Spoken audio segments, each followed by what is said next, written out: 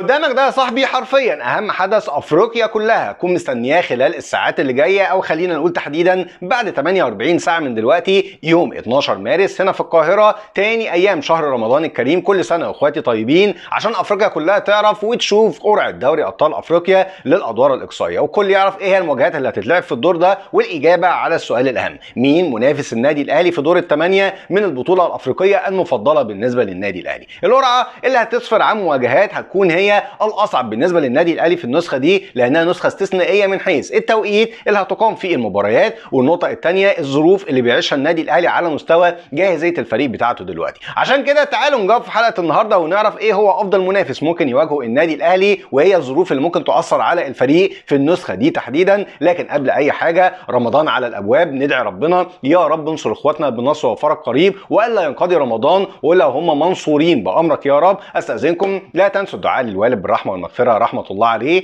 هو وكل امواتنا جميعا. وبدون اي مقدمات طويله يلا بينا على التفاصيل. خلونا نعرف ايه هي الفرق التواني اللي النادي الاهلي هيواجه واحد منهم بدون اي ترتيب. خلونا نتكلم بترتيبهم من المجموعات، وهنا نروح للمجموعه الاولى، المجموعه اللي كان البعض بيطلق عليها مجموعه الموت، رغم ان انا كنت شايف انها مش بعيده ابدا يعني عن صعوبه مجموعات ثانيه. نادي مازيمبي لو جينا اتكلمنا عن حظوظ النادي الاهلي قدامه، لو اتكلمنا عن مميزاته هتلاقي ان الفريق بيملك ميزه مهمه جدا، وهو لويس كاتومبي الملياردير مالك نادي مازيمبي الكونغولي، الراجل اللي بنى عصر نهضه فريق مازيمبي على مدار ال 20 او 25 سنه اللي فاتوا، والفريق معاه اصبح من انديه القمه في افريقيا. الراجل اللي دايما بيشار ليه على انه بيحاول يرشي الحكام، بيأثر، بيعمل ظروف خارجيه تخدم نادي مازيمبي في مواجهاته الافريقيه. النقطه الثانيه والمهمه بالنسبه للفريق وهو استاد تي بي مازيمبي في لومباتشي، الاستاد اللي البعض بيعتبره استاد مرعب لاي فريق بيلعب عليه، وده لظروف الملعب نفسه. الملعب ضيق جدا يا جماعه، الملعب لاي فريق بيحب يلعب على المساحات، بيحب يلعب على الكور الطويله، بيحب يلعب على ان هو يستريتش الملعب على الاطراف،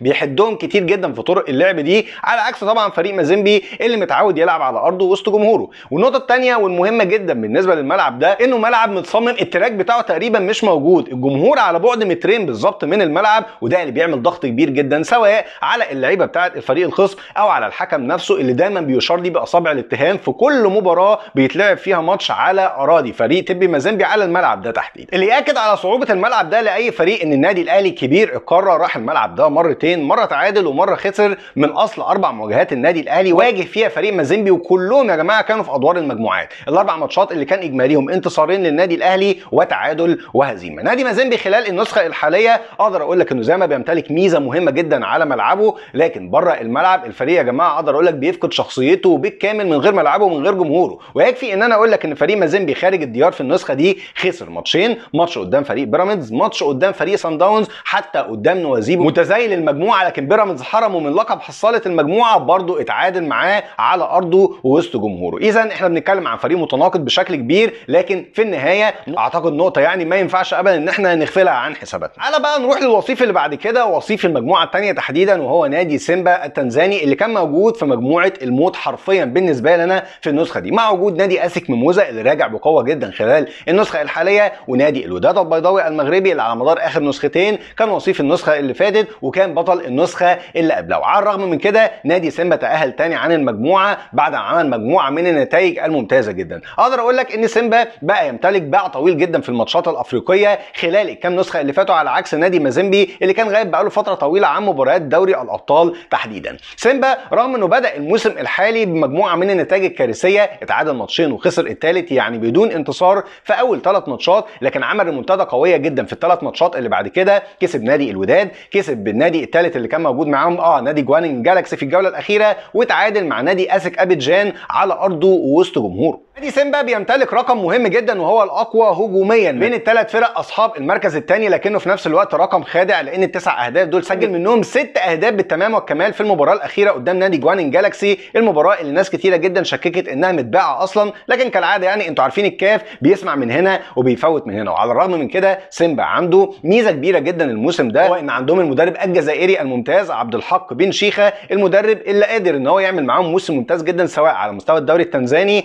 او مستوى بطوله دوري ابطال افريقيا، المدرب اللي تعب النادي الاهلي في مباراه السوبر خلال الموسم الحالي الافريقي، وقدر ان هو ينتزع اللقب من مارسيل كولر بقياده فريق اتحاد العاصمه الجزائري للقب. كلنا عارفين طبعا سيمبا بيمتلك نفس الميزه بتاعت نادي مازيمبي، وهو ان عنده ملعب جماهيري كبير جدا بيتسع ل 50 او 60,000 متفرج بيمتلئ عن اخره، خاصه ضد ماتشات النادي الاهلي. لكن النادي الاهلي متعود على اجواء الماتش ده وقدر يطلع منها باكتر من نتيجه ايجابيه، كان اخرها في مباريات دوري السوبر الافريقي لما النادي الاهلي اتعادل هناك بنتيجه 2-2 ورجع اتعادل هنا بنتيجه 1-1 وصعد بفرق الاهداف. لكن النتيجه الاخيره دي تخلينا نلقي الضوء على حاجه مهمه جدا لا يمكن اغفالها، هو ان نادي سيمبا على عكس نادي مازيمبي تماما بره ارضه بيقدم مباريات في منتهى القوه، وخلال 3 ماتشات لعبها خارج ارضه في دور المجموعات السنه دي اقدر اقول لك انه تعادل ماتشين، والمباراه الوحيده اللي خسرها بصعوبه كبيره جدا على ملعب مركب محمد الخامس بهدف في الدقيقه 95 من عمر المباراه. وده اللي ياكد لك ان نادي سيمبا عنده ميزه مهمه جدا وهي ميزه اللعب خارج الاراضي. تعال بقى نروح لصاحب المركز الثاني من المجموعه الثالثه والاخيره اللي هنتكلم عنه النهارده، هو فريق الترجي الرياضي التونسي. وهتتفاجئ لما اقول لك ان فريق الترجي صاحب اعلى معدل حصد نقاط من الفريقين التانيين برصيد 11 نقطه بالتمام والكمال. وعلى الرغم من رصيد النقاط الكبير ده، لكن اقدر اقول لك ان نادي الترجي مقدم نسخه سيئه جدا في البطوله دي تحديدا، خاصه في المباريات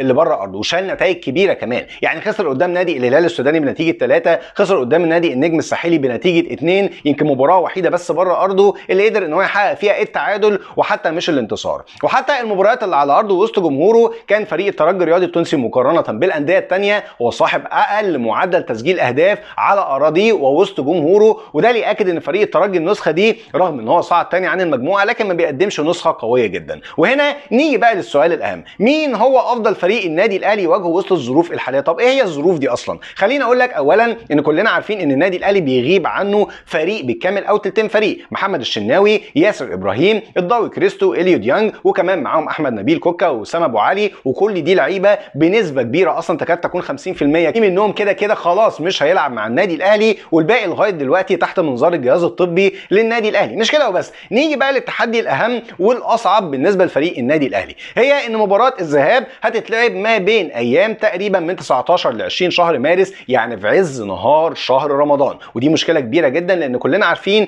ان الفرق الافريقيه بالاساس حتى بعيد عن رمضان بتستغل نقطه ان انديه شمال افريقيا ومن ضمنها طبعا النادي الاهلي دايما او معظم المباريات بتاعتهم بتكون بعد المغرب بعد العشاء، بتكون فتره غاب فيها الشمس بعيد عن الحراره الحارقه اللي كل الفرق دي متعوده تلعب تحتها. وده سؤال صعب جدا ممكن يكون قدام النادي الاهلي لو اضطر ان هو يلعب قدام نادي سيمبا او نادي مازيمبي الساعه 3 الظهر في عز الايام. الواقع بيقول ان النادي الاهلي بيملك افضليه على كل الفرق دي من حيث النتائج التاريخيه، سواء فريق مازيمبي او فريق سيمبا او فريق الترجي، بفرق كبير جدا عن اي فريق تاني ممكن تقارن ارقامه ما بين ارقام النادي الاهلي قدامهم. لكن ده لا يغفل الواقع اللي احنا هنعيشه السنه دي في ان النادي الاهلي هيدور على المنافس اللي ياجل عليه منافسه قد تكون مهلكه على المستوى البدني على الاقل الى الدور المقبل وهو دور نصف النهائي. انت كمان قول لي رايك في التعليقات، شايف ان النادي الاهلي مش مهم ان هو يواجه مازيمبي ولا سيمبا ولا الترجي، ولا هتختار فريق بعينهم؟ مستني اسمع رايك في التعليقات وبس. يا رب تكون الحلقه عجبتكم، استاذنكم لا تنسوا الدعاء للوالد بالرحمه والمغفره، رحمه الله عليه هو وكل امواتنا جميعا، واشوفكم على خير في حلقه جديده بامر الله تعالى. شكرا ليكم ودمتم بخير، والسلام عليكم ورحمه الله.